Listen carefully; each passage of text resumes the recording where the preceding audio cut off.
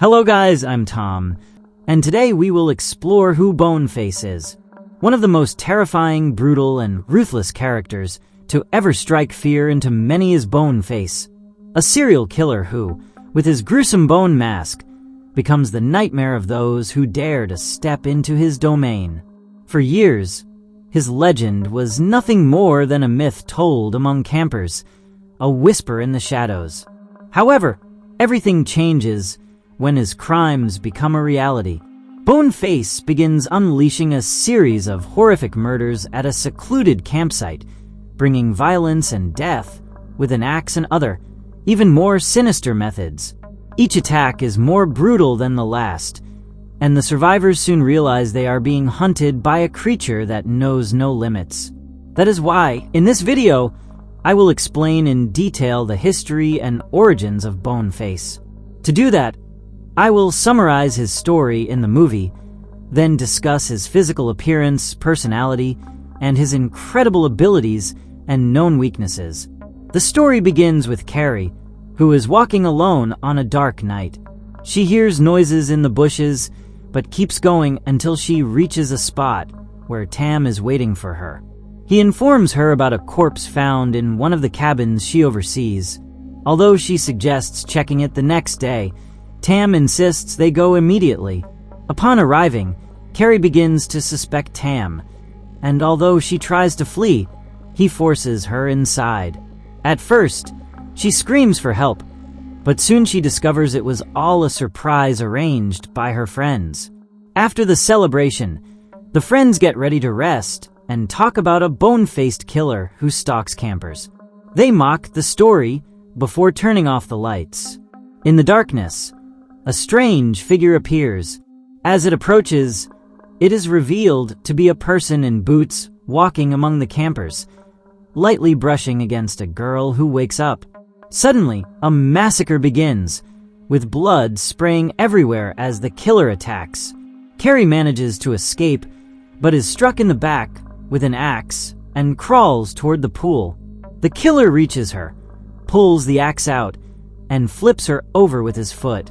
At that moment, it is revealed that the killer is wearing a mask made of bones, just as the stories described. Finally, he ends Carrie's life. Shortly after, the authorities arrive.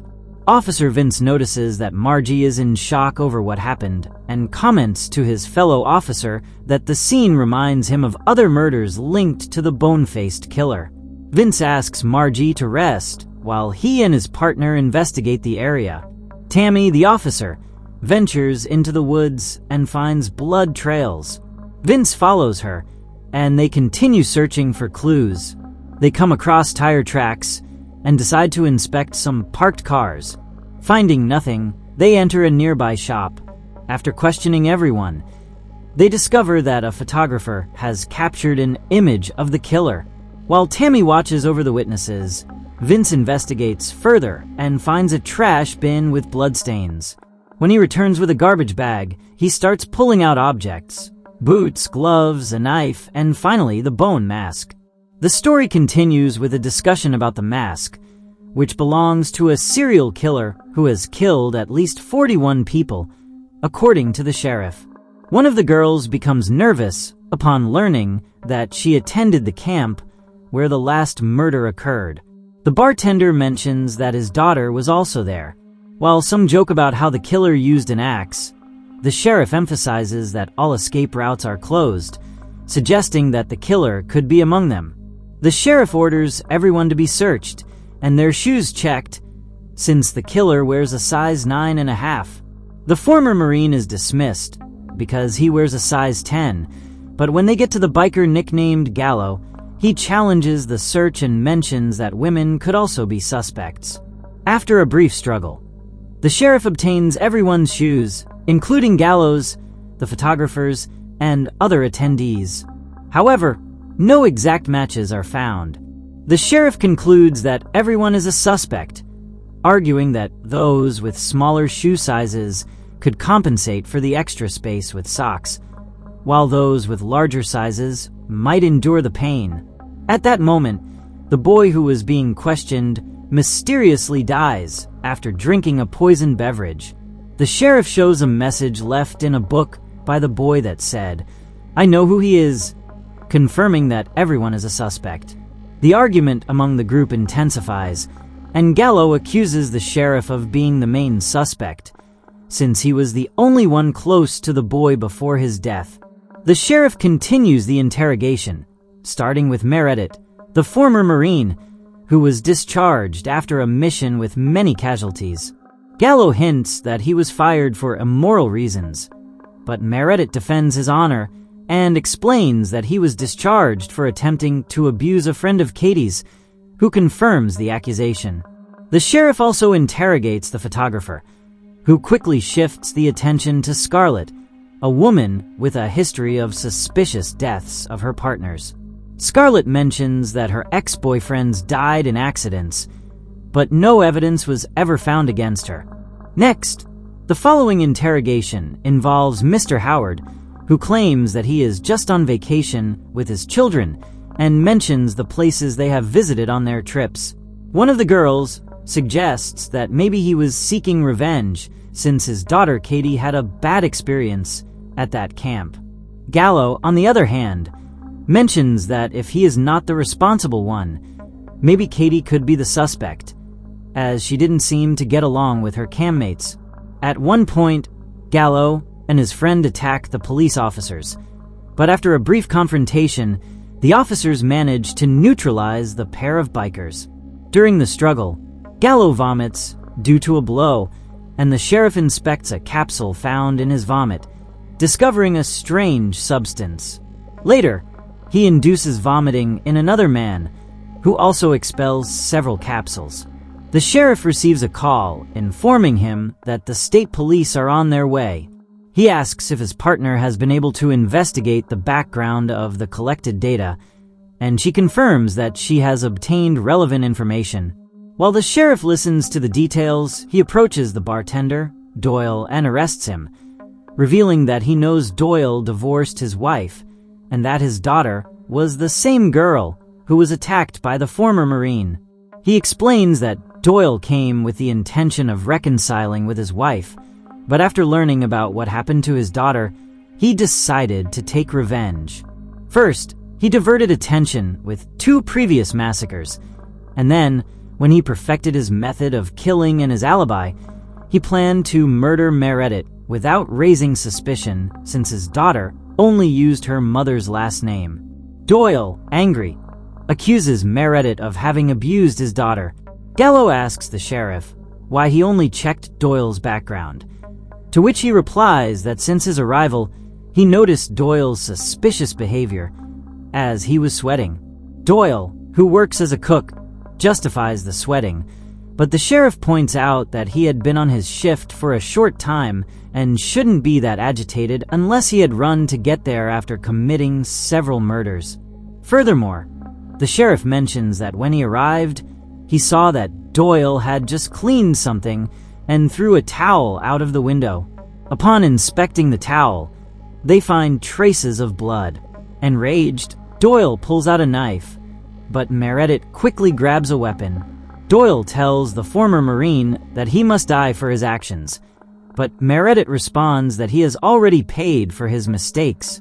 As Doyle attempts to attack the former Marine, he is shot in the forehead, and the sheriff also kills the former Marine with a shot.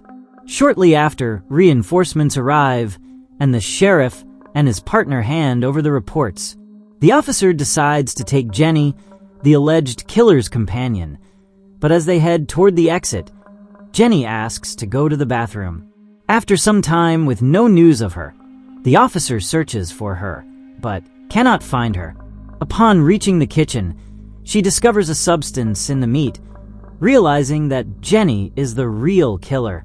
The situation worsens when she exits and finds Vince gravely injured in the neck, but he cannot speak before he dies. The police discover that Jenny took evidence from the vehicle and enters the forest in search of her. After a while, they find her with an axe in hand, and she begins confessing to all the murders and the motivations behind them. She explains that her little brother, who had special needs, was bullied at a camp, which led to his tragic death.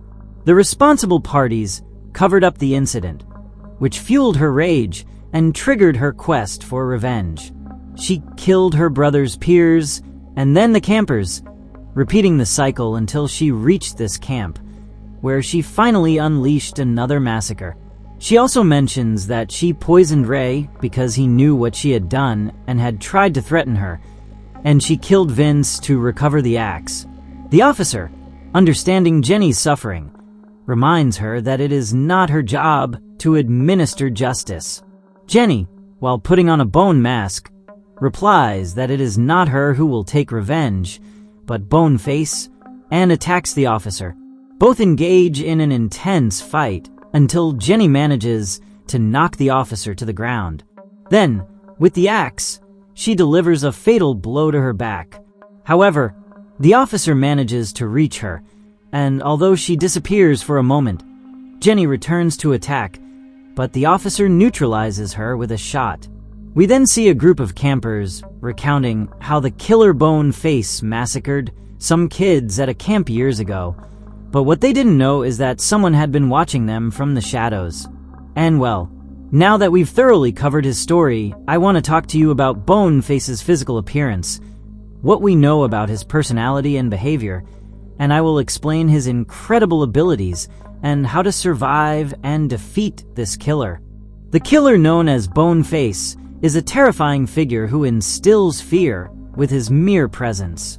His appearance is chilling, as if he came straight out of a nightmare, and every detail of his look contributes to his macabre image. His face is covered by a mask made of bones, held together with rusted wires and pieces of worn leather. It is not a simple mask, but a grotesque assembly of bone fragments, some of which are human, forming a kind of reinforced skull that gives him an air of death and primal terror. The mask has cracks and signs of wear, as if it had been used for years during his sadistic hunting. His eyes, hidden in the shadow of the empty eye sockets, reflect a barely perceptible glow, making him seem like a soulless specter. The jaw of the mask has sharp and uneven teeth, some natural and others possibly inserted, giving him a permanent sinister expression. He wears dark, worn-out clothes, soaked in dirt and dried blood. He sports sturdy boots, probably military or work boots, that crunch leaves and wood with every step he takes. His hands are covered by thick, blackened leather gloves, which conceal any trace of skin or fingerprints.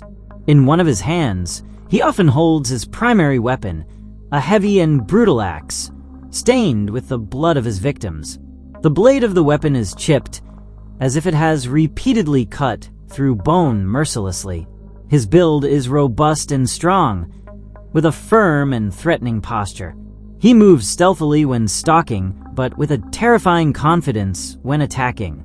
His presence is imposing, an unstoppable shadow that slides through the darkness of the night, ready to hunt his next victim. Boneface is a meticulous, brutal, and methodical killer. He doesn't kill without reason, but seems to take pleasure in the process of stalking, sowing fear before attacking. He is calculating, moving stealthily among his victims, taking his time to select his next target. His behavior suggests that he enjoys the feeling of power and control, which is reflected in the way he stalks Carrie before attacking her. The way he caresses his victim before the massacre shows a twisted sense of ritual or enjoyment in the terror he causes. He is not merely a crazed killer, but a predator with a refined hunting style. When he attacks, he does so with extreme violence, using an axe as his primary weapon, suggesting that he enjoys the direct contact with his victims, feeling the resistance of flesh and bone as they break.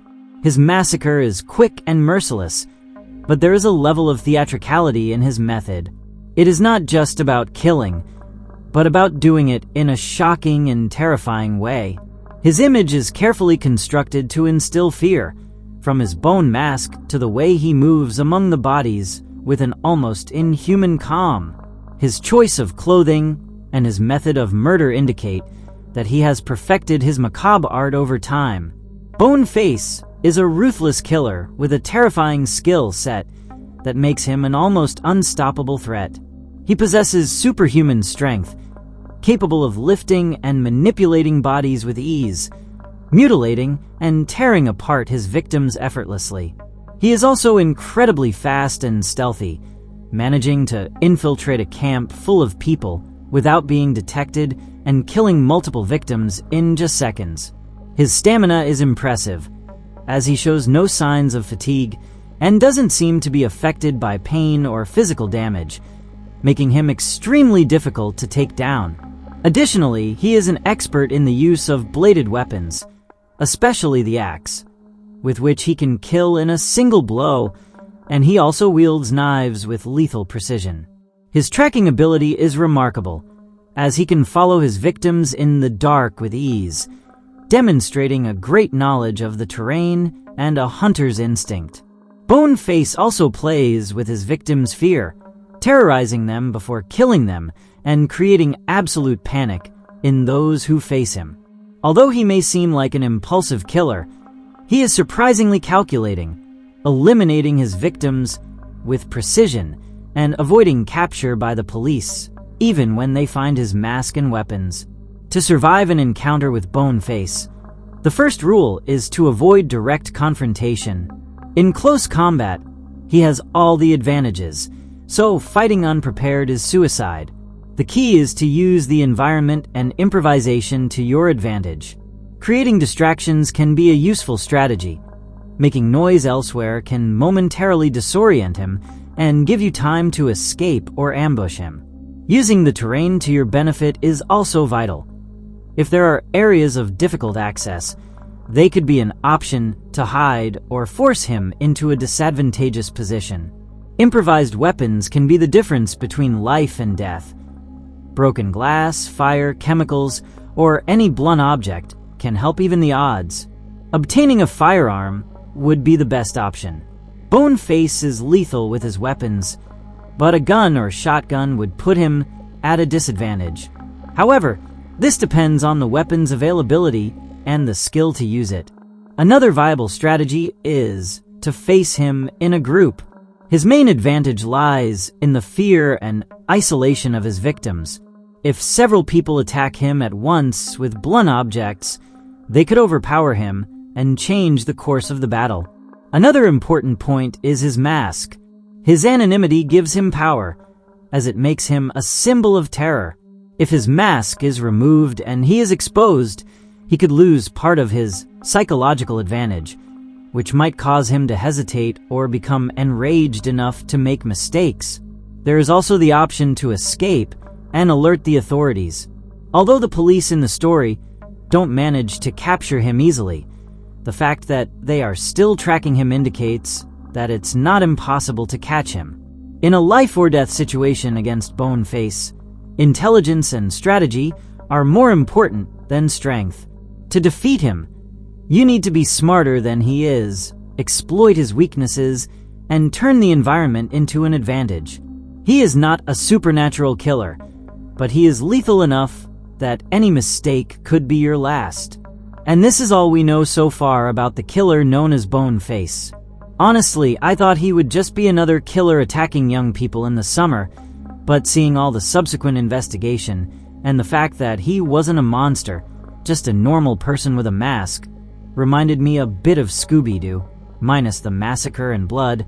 It gave me a certain nostalgia. But let me know your opinion in the comments. Did you already know about Boneface? Do you think there could really be a killer so disturbed? And finally, if you were to encounter him, what would you do? Share your answers to these questions and your overall opinion about Boneface. As always, thank you so much for watching this video. I really appreciate it. If you liked it, share it to support the channel, and don't forget to subscribe so you don't miss any of my new videos.